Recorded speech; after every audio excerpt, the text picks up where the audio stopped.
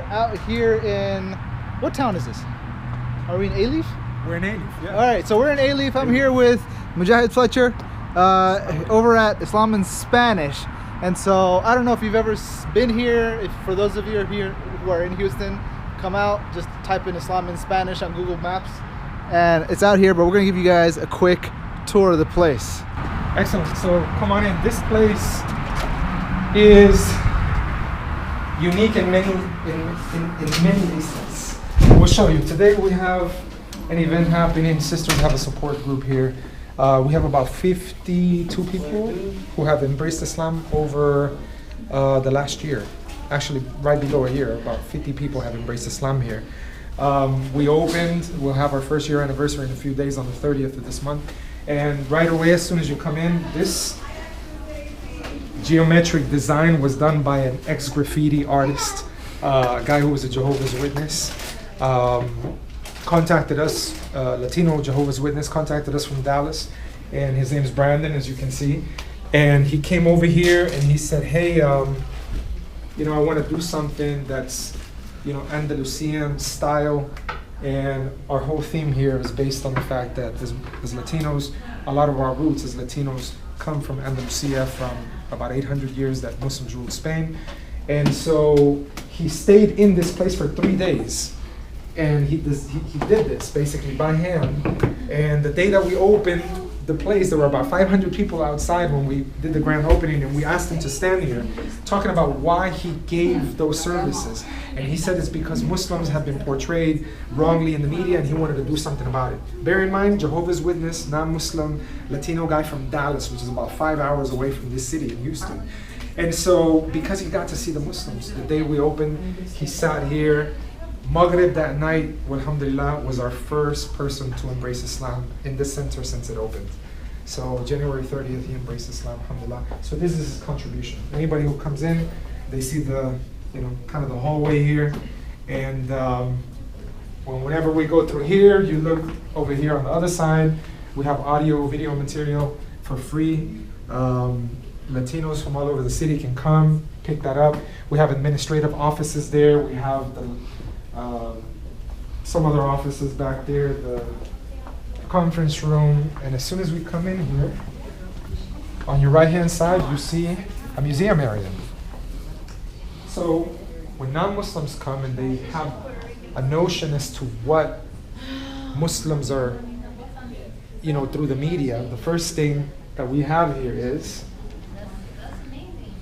the first university. Many Muslims don't even know this. The first university in the world was set up in the year 859 by a Muslim woman, Fatima al-Farhi, in Fez, Morocco. She set up the very first university model in regards to handing a degree about 1,200 years ago, and it's still operating. So a lot of non-Muslims think Muslim women can't even get an education. That already takes, it basically overcomes that objection, right? Then you come over here and you see Al-Khawarizmi, year 780 to 850, the father of algebra. We have this in Spanish and in English, breaking down how the Greek concept of mathematics was based on geometry, but then a whole new way to be able to quantify this reality. This world came about through algebra, and if it wasn't for algebra, we wouldn't have computing.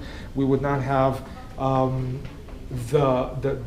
way to measure how engineers design bridges and buildings and all kinds of things. So it revolutionized the world. Video aspect ratios and all of that. Yes, exactly. Ones and zeros, binary codes, all of that. Over here we see healthcare. The very first hospital that we know of in the year 872 in Cairo was catering to approximately 4,000 patients a day, and it was based on charitable foundations, works. So hospitals were free because the Muslims looked at healthcare as a God-given right for everybody, and that's the same went for education. So businesses gave a certain amount, there was endowments, and that's how people were getting educated and getting healthcare. So that's amazing even today, right? And that went on till Granada, the year 1397. And then you have here a Zahrawi this human being passed away in the year 1013. He wrote a 30-volume encyclopedia where he designed approximately 200 surgical tools, so accurate that there's only been a few changes in the thousands of years that have passed, and his contribution influenced European physicians for over 500 years until in the 16th century it became the foundation of modern surgery. So the father of surgery. You see, this whole design here, done by hand, by Latino Muslims who embraced Islam, it is all designed by hand to be representative of Alhambra, the great mosque, in Spain, where the Muslims used to design even the architecture in the slightest of details because they work based on ihsan, which is, to worship Allah as if you see Him, but even though you don't see Him, He sees you. Perfection, excellence. And that's how we designed this whole place, based on excellence. So as soon as people come in, they realize even the texture as to how this is designed, it's handmade. You have a different texture here than you have here. When you look at the columns even of the place, we made it look modern, but yet, ancient. When you come over here, you see the whole history as to how this place came about. Whenever I embraced Islam, the Houston Chronicle newspaper showed my conversion story, New Faith Changed Man. That was after September 11. Started talking and explaining why I became Muslim. I'm from Alief, down the street here, this neighborhood. For many of you who don't know, I used to be a leader of a gang when I was like 13 to 16 years old. Later on in my life, when I found Islam, no doubt it changed my life and it's changed the lives of many people. So that's the very beginning. We made the very first audio CD in Spanish called The Religion of Truth. Then we built a production studio called the Andalusia Media Arts Center. And then now we built this Islam in Spanish Centro Islamico, which is everything you see here. From the tile and the design, you see you have one tile over here, which breaks up in the pattern over here. You get into this side. This is a social area where people can hang out, relax, feel like a home-like environment. When you come in here, you got different tile. You have people praying right now. And all those sisters that are there, they're all new Muslims. And this young man, mashallah, is Imam Abdullah Hernandez's son, a Puerto Rican brother I met in Egypt when we were studying. So originally a Jersey boy. Yeah, there you go. He's an imam, one of the few Latino imams in America. We designed this with tile so that non-Muslims don't have to take off their shoes and feel comfortable, so they can just sit back there and observe and watch. We do the khutbah there in Spanish every week and in English. So it's the only Spanish khutbah delivered in the whole US. And we have, see that camera right there? We have a camera, remote control camera, that basically allows us to stream all the khutbahs that we have. So we stream the khutbahs worldwide to places that don't even have Muslims or masajid in Latin America and all over. And people contact us, ask about Islam. We send them material, we produce material. So not only did we build that minbar from it by hand, but even the designs, you see the way to be able to look through there. It's so that non-Muslims, when they come in here, they can see that Islam's not something strange or something to be afraid of, something that's been misunderstood. From the design aspect, if you look over here, the homeliness of this, and all of this is handmade, by the way. Even all the afkar and so on, mashallah, it was done by a sister, local sister. Over here you have a place for the kids. Whenever kids come, they feel that they have a space. It's really important for them to have a place that they feel they belong to. And then in here is a production studio, the Studio Andalusia, and this is where we produce all the audio and video.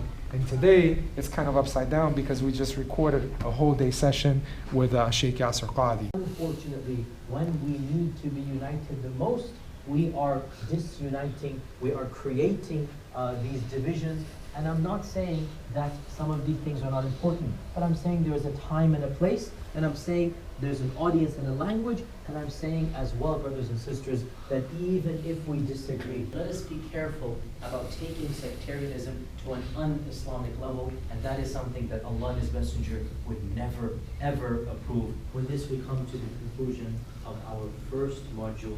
Inshallah ta'ala, I hope to see you for module 2. Assalamu alaikum wa rahmatullahi wa barakatuh.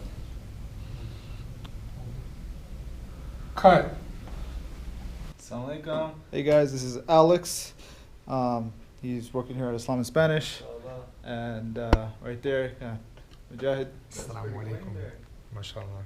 We're very happy to be in the studio today with Sheikh Yasir Qadhi and the whole staff. As you can see, the whole dynamic here is to be able to give the best quality possible, and we really hope that anyone who sees this final product is going to be able to benefit greatly. And we're so happy that all of this can come together to be able to produce the best output possible. So today we arranged the green screen, and we're able to do things to get it to look the way he wanted it. If you look at the green over there and you see the podium, you look at the podium over here and you see some white, clean. This is the way it's done in so many of the production studios, whether in Hollywood.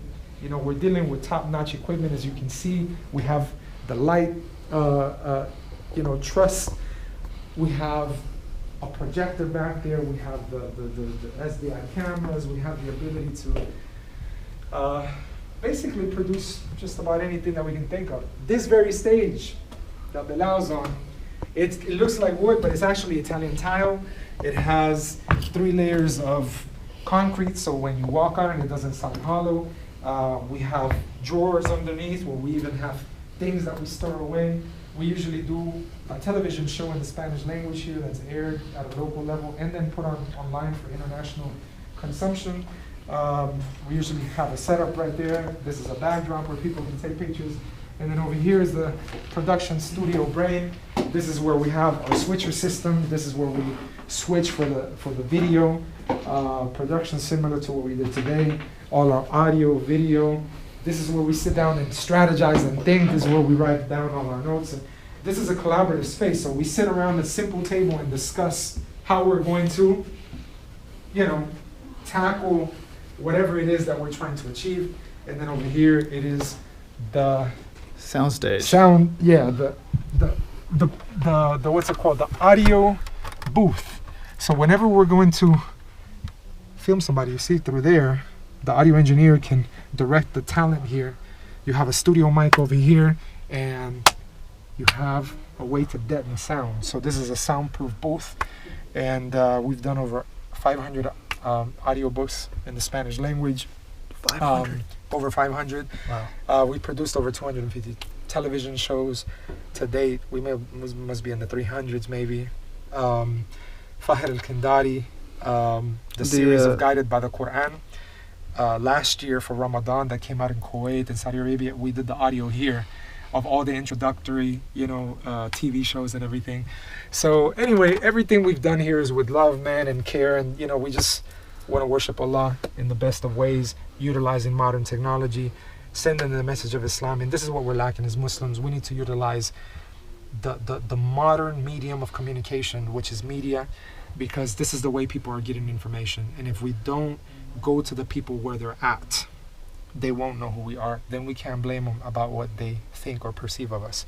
We can't ever expect someone should say what is true about us, right? You can't think that someone is out there to do your job. We have to do that job, and if we empower ourselves based on how we define ourselves and tell our story, then we'll be doing the job. And this is why we do this, and we hope that you go to IslamInSpanish.org, check out the work that we're doing, support in any way that you can, even if it's with dua. Even though we're dealing with 700 million Spanish speakers, that many of them don't know about Islam because of the Spanish language, we empower and work in collaboration with great organizations such as Al Maghrib. I mean, we've done things with so many other organizations, but mashallah, we just hope to ta'awun ala birri wa taqwa, to work for all that is God conscious and righteousness. So jazakallah khair. Assalamu alaikum. Mujahid Fletcher signing off. Assalamu alaikum, guys. See you later. And Belal.